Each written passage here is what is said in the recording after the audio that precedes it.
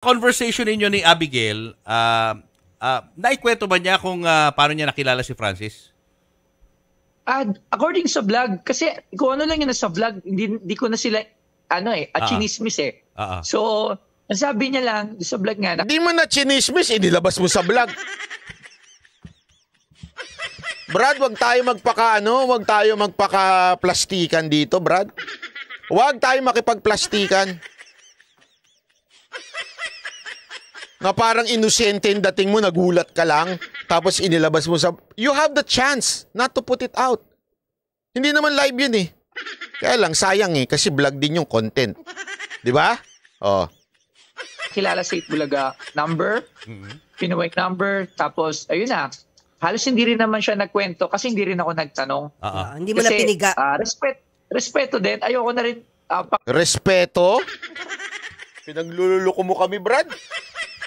Kung meron ka talagang respeto sa pamilya, nung idol mo at idol ko na si Francis M, sana hindi na lang ikaw naging instrumento. Kaya lang, sayang yung content mo, di ba? Sayang yung views mo. Oh. Pakialaman ko ano yung past nila. Nagsabi lang na yun. Ang lagi ko tinatanong, si baby girl, ang ganda niya, yung mas inano ko pa yung anak ni Sir Francis kasi ano yun, anak yun ni Sir Francis eh. Kumbaga, the royal blood runs to the kids veins eh, di ba? So, mas interesado ako dun sa kay Cheska. Mas interesado daw sa kay Cheska. Alam ko. Mahilig ka sa maputi eh. In fact, rapper nga eh. Rapper din. Oo, di ba? Rapper din. Just like yes, kung makikita niyo siya personally, matutulala kayo. Galing mag-rap eh. Ganda ba, batang-bata? Yung totoo.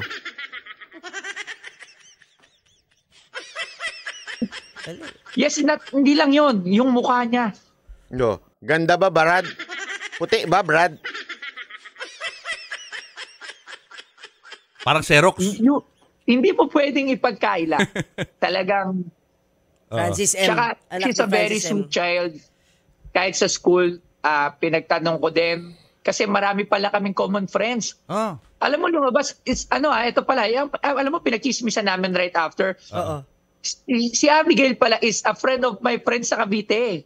So, matagal na pala yan alam sa circulation sa Cavite. About the story. Kita nyo na. So, alam pala sa sirkulasyon. So, ano punto mo? Banat ba? Alam naman pala eh. Bakit hindi na lang natin ilabas sa content? Anyway, alam naman. Yan yung sinasabi niya eh. Alam mo, parang binibigyan niya ng justification. Alam naman na yan eh. Sa industriya, alam naman na yan sa sirkulasyon sa Cavite na oo nga, alam na yan. Pero hindi yan ganyang kasikat sa mainstream. Alam mo, kung talagang meron kang respeto dun sa rapper na si Francis M, alam mo yun, pasintabi ka. Alam mo kasi maraming sikreto sa mundo na ito, lalo na sa mga family matters, na hindi na inilalabas. Alam mo yun, bakit? Kasi may mga tatamaan, masasaktan na mga anak. May mga ganun eh. Ewan ko, napaka-insensitive mo, Brad. Yung totoo lang ha, walang biro. Napaka-insensitive mo. Isipin mo yun, publicly, sige sabihin na natin alam ng mga tao, di ba? Open, ayan, tinatawag na open secret. Pero minsan, as much as possible, hindi yan ginagawang public. Kasi nga, nasa news ngayon, nasa news na, di tuwan-tuwa ka. Benta yung content mo, di ba? Hindi dapat yan, di ba? Sana, wag nating anuhin yan. Sorry, pero hindi ko alam. We had siguro halos 10 friends ko na friend niya at the same school, which is Erlich. Doon din nag-aral yung kapatid ko. So, ang nangyari, ngayon lang nalaman pero dapat ang dami na palang nakakaalam din. Kumbaga common knowledge, no? Common knowledge yung sa lugar nila. Yes, oo. Tsaka, bago siya mag-upload sa akin, nag-perform siya sa isang gig sa Cavite. In-upload din na anak ni Sir Francis. So, ganoon din siya pag ginag-upload. Hindi lang siya nabibigyan ng... So justifiable yung ginagawa mo. Parang ganun ba, Brad?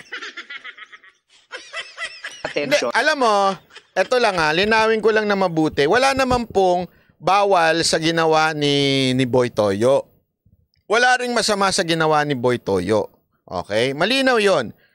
Pero ang akin lang, minsan talaga ang mga vlogger sa Pilipinas, wala nang pakialam kung hindi yung paano sila kikita, paano sila magkaka-views. It doesn't matter to them what will happen after their vlog. It doesn't matter to them kung sino masasaktan nila, tatamaan nila after their vlog. Importante sa kanila, views, views, views. Yan ang tinatawag nating mga vlogger na for the views. Yan ang binabanata natin dito sa channel na to.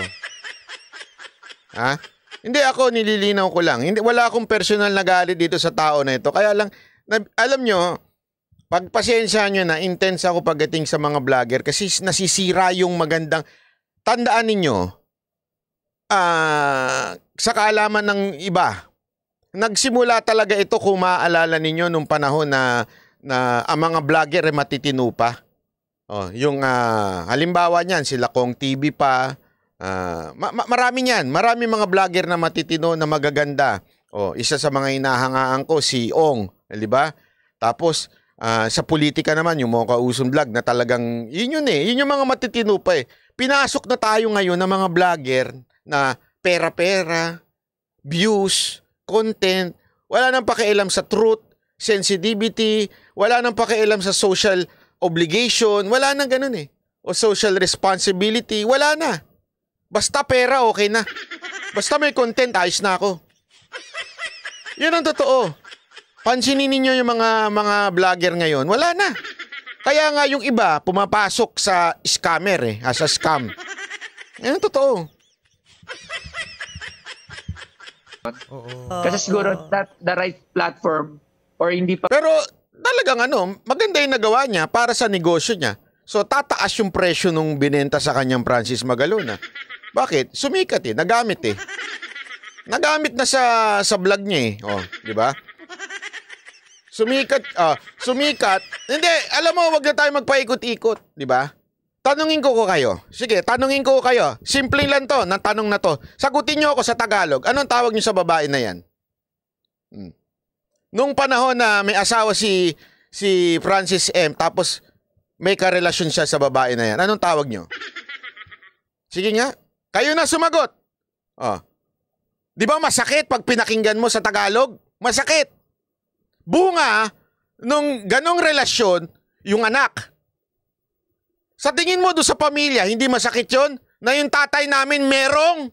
Hindi ko nasasabihin. Bakit? Masakit Di ba? Masakit yun Hindi mo nararamdaman yun?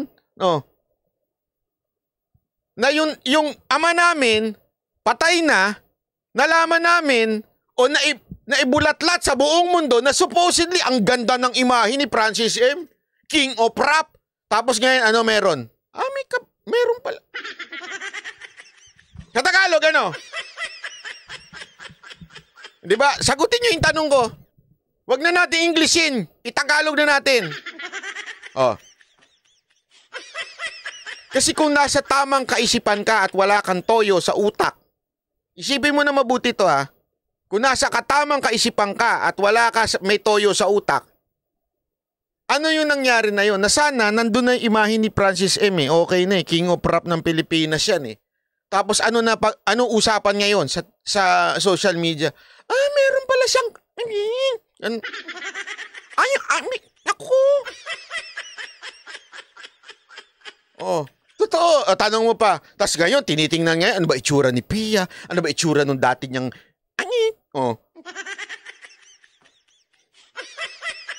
So, alam mo yun, binuksan mo yung, ano na itsura ngayon nung, di ba? Bakit kaya nagustuhan niya? Buti na lang, anak niya. You understand what I mean? Kasi nga, you are so insensitive. Brad, napaka-insensitive mo. Hindi ko sinasabing mali ginawa mo Napaka-insensitive mo lang para sa views ng iyong channel. Yan ang totoo. Di ba? Sana, kung hindi mo pinagamit yung sa channel mo, di sana hindi masyadong kung mabulgar man sa iba, at least yung iba, ang naging instrumento, hindi ikaw. Kaya lang, again, wala namang masama sa ginawa mo. wala namang illegal sa ginawa mo, okay lang yan kasi for the views ka eh. Masyadong malaki yung mileage. So, yung nangyari sa akin, it was talagang surprisingly, kahit ako na-shock din talaga ako. Pero alam ko naman din talaga na magiging ganito to dahil kasi kahit ako mismo sa sarili ko na-shock ako eh. Oo. Alam mo pala talaga magiging ganun. Pero tinuloy mo pa rin. Idol si Sir Francis. Pero never ko na kinondem yung tao kasi para sa akin, lahat naman nagkakamali, lahat naman pwedeng magmahal. So, hindi ko sinasabi na i-tolerate or... Pasensya na, ito lang masasabi ko. Hindi ako nagmamalinis. Hindi ako nagmamalinis na ganito, something like that. Pero, I just hate that we make things wrong or immorally wrong na okay lang. I will not judge. It's wrong. Pasensya na, bumababa na talaga ang values nating mga Pilipino. We justify it na as if it's okay na talaga ganun eh, nagkakamali tayo, ganyan. We justify it.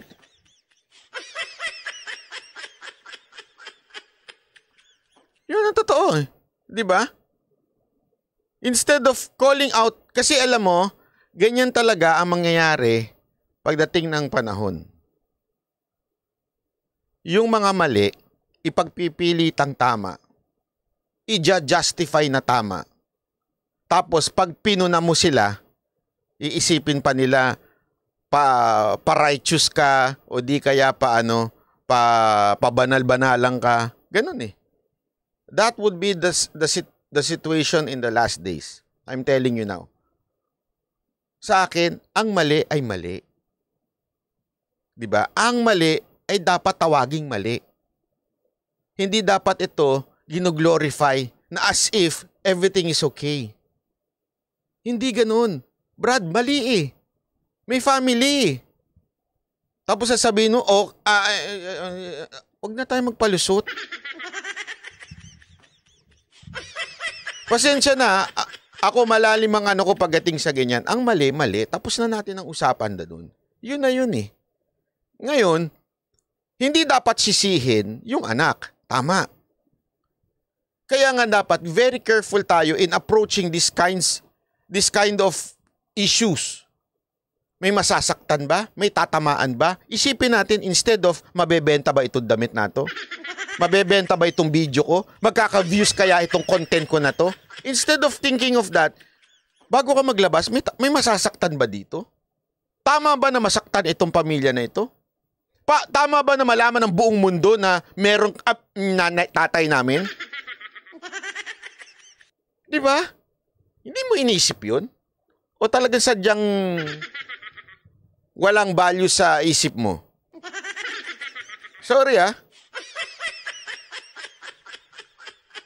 Ayan, ang ganda na sinabi nito. Madaling sabihin magbubuon kasi hindi tayo ang mga anak ni Francis kay Pia. Alam mo, hindi kasi nila alam yan eh. Maniwala kayo sa akin, yung mga taong mabababaw sa mundo na to, hindi alam yan. Sorry pasensya na.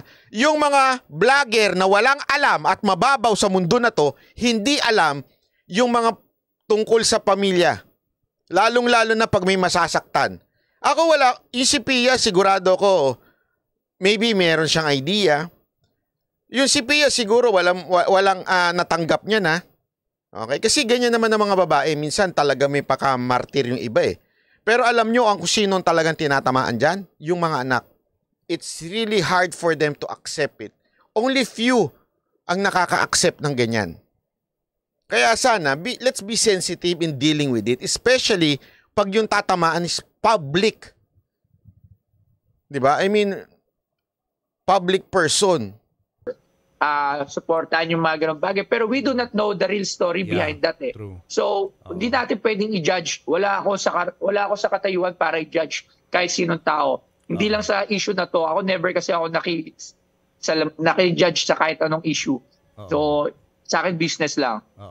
Ayun. Talaga naman. Sa iyo business lang. Correct ka. Mukha kang business eh. Mukha kang negosyo eh. Sabi nito ni Lance, actually pwede po silang makasuhan ng Magalona family there's a law called discretion. Alam ko yan, discretion of the dead. Ewan ko kasi medyo kung papasok yun dun eh. Hindi yung kakasuhan yung vlogger Ewan ko kung pwede rin. I'm not sure. Pero doon sa babae, possible. Hindi ko alam. Pero alam ko yung sinasabi mong discretion of the dead, yung pagka siniraan or something yung isang taong patay na, ganyan. Hindi ko masasabi kung yan ba ay nasira yung kanyang imahe.